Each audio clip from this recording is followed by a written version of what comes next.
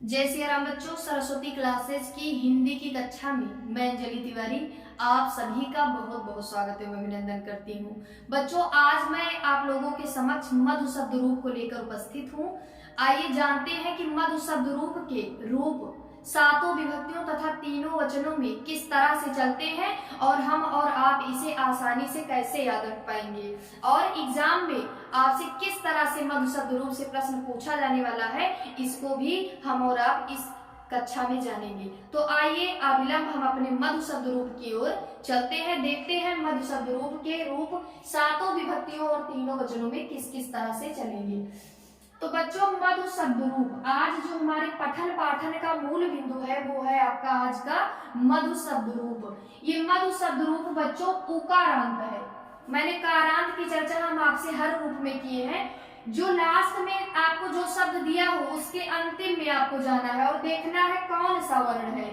जिस वर्ण की मात्रा लगी रहेगी वही वाला वर्ण वहां बोला जाएगा। यदि कोई मात्रा नहीं है तो यानी जैसे हम यहाँ पे एक शब्द ले राम। अब यहाँ देखिए माँ पे किसी भी वर्ण की किसी भी स्वर की मात्रा नहीं है, तो यहाँ पे हम आ बोलेंगे, ह्रस्व आ है यहाँ पे। और यदि आप यहाँ पे हम ले लें मधु शब्द, तो यहाँ पे आप देख सकते हैं धा पे ह्रस्व उ की मात्रा लगी है, तो इसलिए यहाँ पे उ वर्ण ही बोला जाएगा, उ। और यदि हम इसमें कारांत जोड़ दें बच्चों तो ये हमारा बन जाएगा उकारांत। यदि ई आ रहा है अंत में और उसमें हम कारांत जोड़ देंगे ईकारांत, दीर्घ ई आ रहा है तो ईकारांत, री आ रहा है तो ऋकारांत। तो इस तरह से बच्चों मधु शब्द रूप जो है आपका ये उकारांत है और नपुंसक लिंग है। मैंने बच्चों आपको बताया है कि जो नपुंसक लिंग में शब्द रूप होते हैं वो प्रथमा और द्वितीया तीनों वचनों में समान रूप से चलते हैं। जो आपको प्रथमा विभक्ति एक वचन, द्विवचन और बहुवचन में देखने को मिलेगा, बिल्कुल वैसे ही आपको द्वितीय विभक्ति तीनों वचनों में देखने को मिलेगा।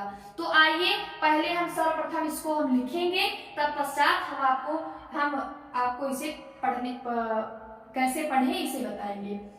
तो आइए पहले हम लिखते हैं इसको। मधु, इसका रूप कैसे चलेगा बच्चों? मधु, मधुनी, मधुनी, मधु, मधुनी, मधुनी। इसका रूप कैसे चलता है मधु शब्द रूप का बच्चों? मधु, मधुनी, मधुनी। फिर द्वितीय में भी समान रहेगा, मधु, मधुनी, मधुनी। तृतीय एक वचन में बनेगा बच्चों मधुना, मधुना, मधुभ्याम, मधुभ्याम, मधुभी, मधुभी।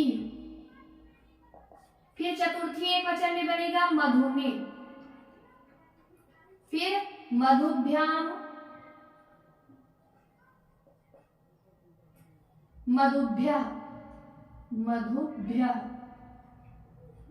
फिर बनेगा मधुना, मधुना। षष्ठी, पंचमी और षष्ठी में क्या बनेगा बच्चों? मधुना, मधुना। और सप्तमी एक वचन में बनेगा बच्चों मधुनी। फिर संबोधन में आपका बनेगा हे मधु, हे मधु। इधर मधुना, मधुभ्याम, मधुभ्या। फिर बनेगा मधुना, मधुनोह, मधुनोह, ओह करके आया है, मधुनोह, मधुनाम। यहाँ पे ध्यान रखिए बच्चों, मधु नाम है ना कि मधु नाम, मधु नाम। फिर सप्तमी एक वचन में बनेगा आपका मधुनी, द्विवचन में बनेगा मधुनोह, सप्तमी बहुवचन में मधुसु, मधुसु। फिर हे मधु, हे मधुनी, हे मधुनी। फिर बनेगा आपका हे मधुन, हे मधुन। तो ये है बच्चों आपका मधु शब्द रूप। आइए सर्वप्रथम हम इसका एक वचन देखेंगे, फिर हम इसका द्विवचन देखेंगे और अंत में हम इसका बहुवचन पूरा देखेंगे, कैसे इसके रूप चलेंगे। देखिए बच्चों, मधु मधु, ध्यान रखें प्रथमा और द्वितीय एक वचन में मधु मधु लिखा है, लेकिन जब आप इसे लय के साथ गाएंगे तो आपको यहाँ पे दीर्घ उच्चारण करना है, लेकिन आपको ध्यान रखना है कि यहाँ ह्रस्व ऊ ही है। जैसे मधु मधु मधुना मधुने मधुनाः मधुनाः मधुनि हे मधु। अब दो दो पढ़ेंगे हम, मधु मधु मधुना मधुने मधुनाः मधुनाः मधुनि हे मधु। अब हम चार चार पढ़ेंगे एक साथ।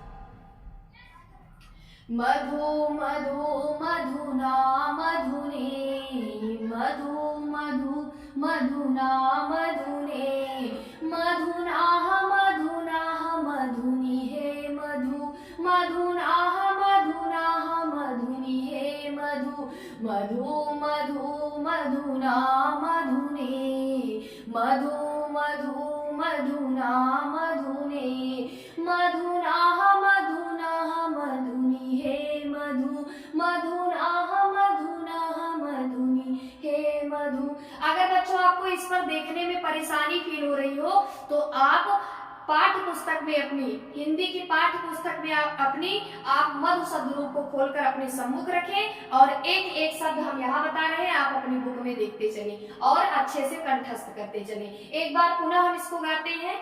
मधु मधु मधुना मधुने मधु मधु मधुना मधुने मधु मधु मधुना मधुने मधुनाः मधुनाः मधुनि हे मधु मधुनाः मधुनाः मधुनि हे मधु मधु मधु मधुना मधुने मधु मधु मधुना मधुने मधुनाः मधुनाः मधुनि हे मधु। तो इस तरह से आप देख सकते हैं बच्चों, मधु शब्द रूप का एक वचन आपने क्लियर कर लिया। मधु मधु ऊपर हो जाएगा। अगर बड़ा आ की मात्रा आ रही है लास्ट में तो तृतीय विभक्ति एक वचन का रूप है, जैसे मधुना, नामना, वारिणा, जगता।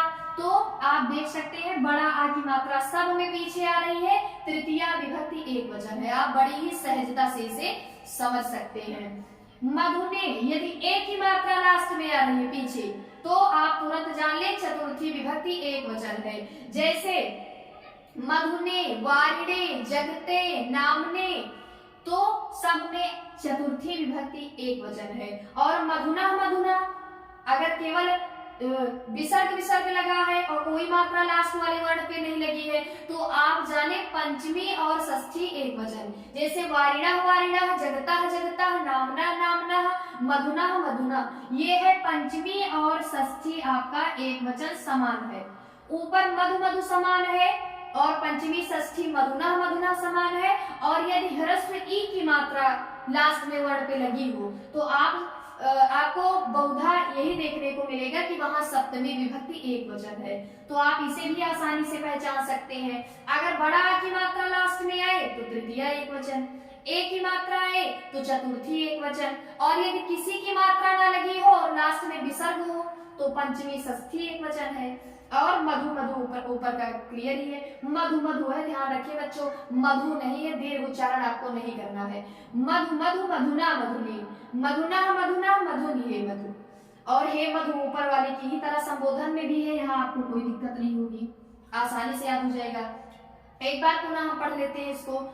और आप कोई भी काम करते रहें, आप इसे 2-4 बार आप गुनगुना लें, आपको एकदम आसानी से सहजता से आपको याद हो जाएगा। और परीक्षा में आप कभी भी शब्द रूप यानी मधु शब्द रूप से संबंधित कोई भी प्रश्न आपसे गलत नहीं होगा। तो आइए एक बार हम पुनः इसे लय के साथ पढ़ते हैं।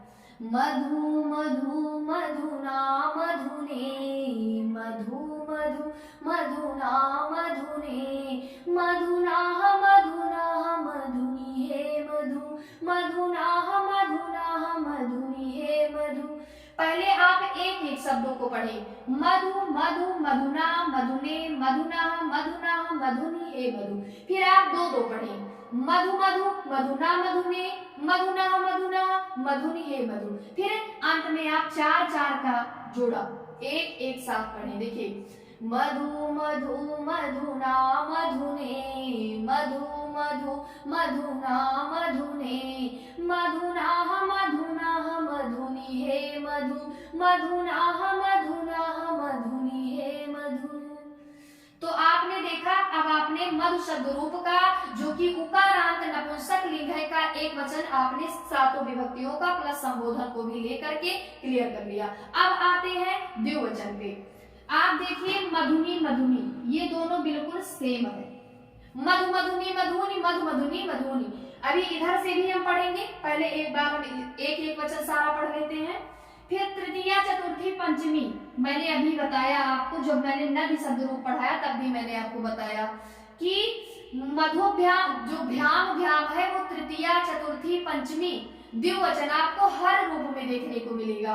तो ये तो आप बड़ी ही सहजता से जान जाएंगे। अगर आपने भ्याम देखा तो या तो वो तृतीया द्विवचन है, या चतुर्थी, या पंचमी। अगर ऑप्शन में तीनों दिया है तो आप वही वाला ऑप्शन करेक्ट करें।